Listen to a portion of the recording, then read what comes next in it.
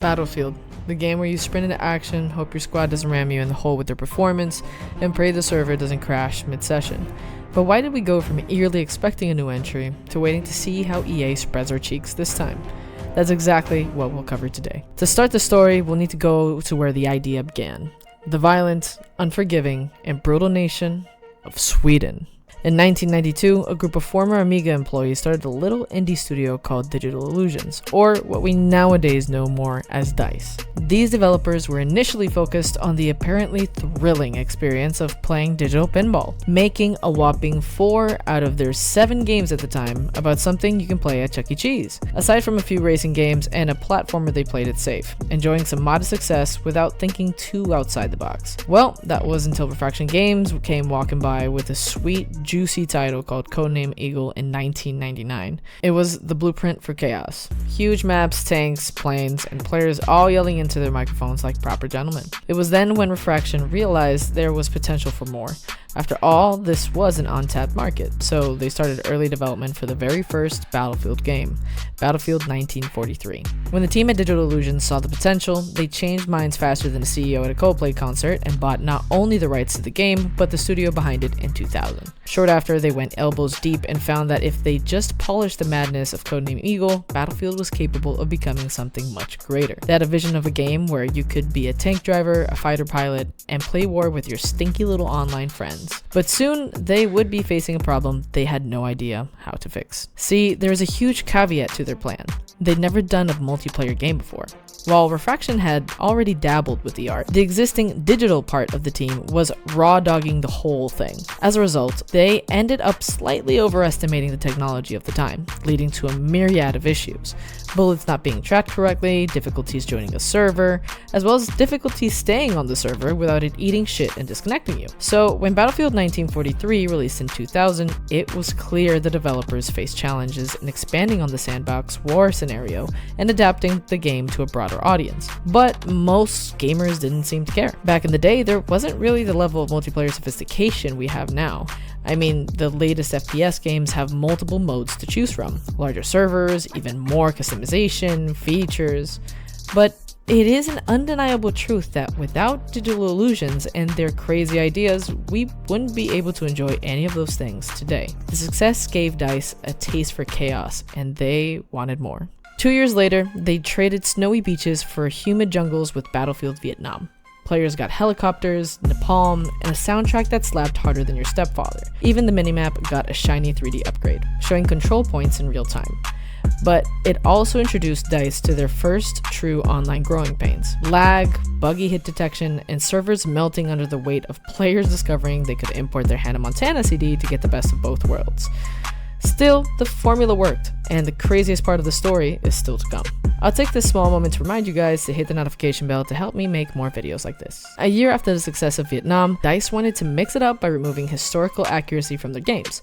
I assume they just didn't want to soil the experience with anything remotely educational. So they took it as their chance to give birth to Battlefield 2. It had cutting-edge graphics, modern weapons, and a pretty sick commander mode that made you feel like Rambo on roids. Nevertheless, it was still a pretty unpolished launch, having so many bugs it felt like a public beta. Broken hit registration, vanishing stats, and CD key issues that remind you EA tests patience, not games. Players did stay because no other game was offering battles this big, and Call of Duty was still new to the market, but their luck was about to run out. Still high in ambition, DICE jumped even further into the future with Battlefield 2142. Mechs, railguns, and the pleasure of being gunned down in front of a Pepsi ad. Because nothing screams winter dystopia like a tasteful billboard. In all seriousness, it did innovate quite a bit. It had a mode against bots, improved player classes, and a unique playstyle called Titan mode. In a nutshell, you split into teams, each with one big bad war machine called a Titan. The goal is to destroy the opposing team's Titan by either taking it down from the inside and escaping, or shooting it down from afar. Sounds cool, right? Well, at least the idea was, because they were yet again going to surprise us with an astounding lack of progress. The mode was great on paper, but it had one key problem. It absolutely bodied the servers. The only players able to move the Titans were commanders, with each team only having one. Now that said commanders were pussing out of using it because the servers would crash the moment they did, it became more of a capture the flag with additional steps than anything else. The good thing for them is that regardless of the bugs, this all seemed to be successful. People were still eating it up. However, Battlefield's story was about to change forever. Realizing soldiers had feelings, they decided to go on a side quest to create Bad Company. Suddenly, this team of developers was capable of making characters that had personality, writing jokes, and programming huge levels of destruction. Its relatively short run also displayed the studio's capability of making truly stellar games when they put their minds to it. Clearly, people enjoyed it too, because the sequel they released in 2010 would go down as one of DICE's best works. But this side hustle success would mark the start of their downfall. As it turned out, DICE wasn't all that great at looking into bugs. It seemed like in every single release, they would have the same problems over and over again.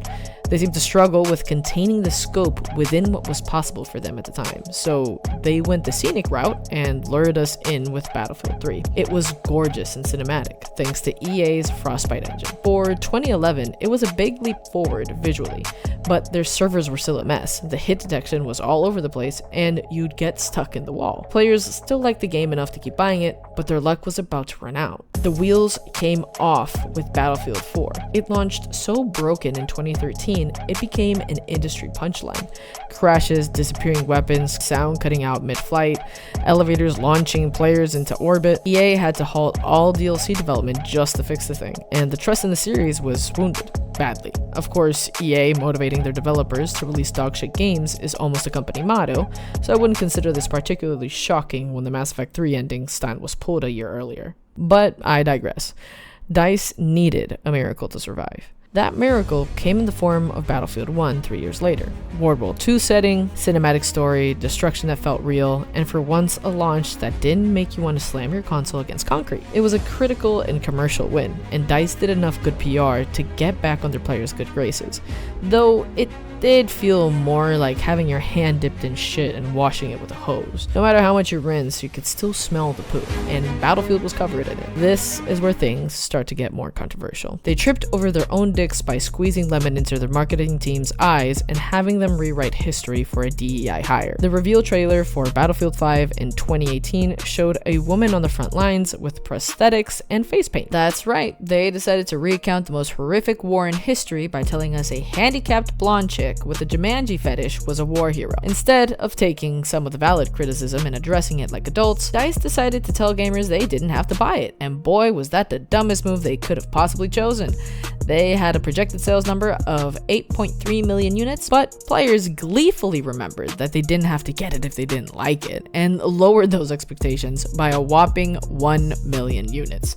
And just in case you needed numbers, that meant that roughly 60 million went down the drain. But no one at DICE could predict what would happen next. Battlefield 2042 launched in 2021 as a stripped-down, bug-ridden, feature-missing mess. No scoreboard, terrible balance, and enough glitches to make Battlefield 4 look like a Game of the Year contender. Player counts skyrocketed in reverse, the community was obviously pissed, and the once proud series became a used wet wipe no one wanted to touch.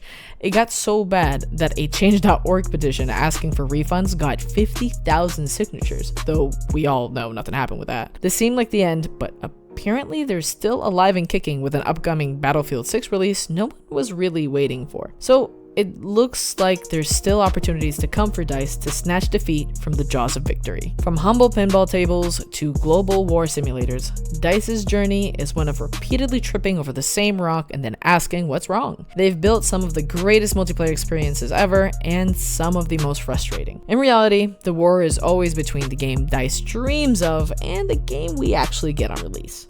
But DICE isn't the only developer to make questionable decisions.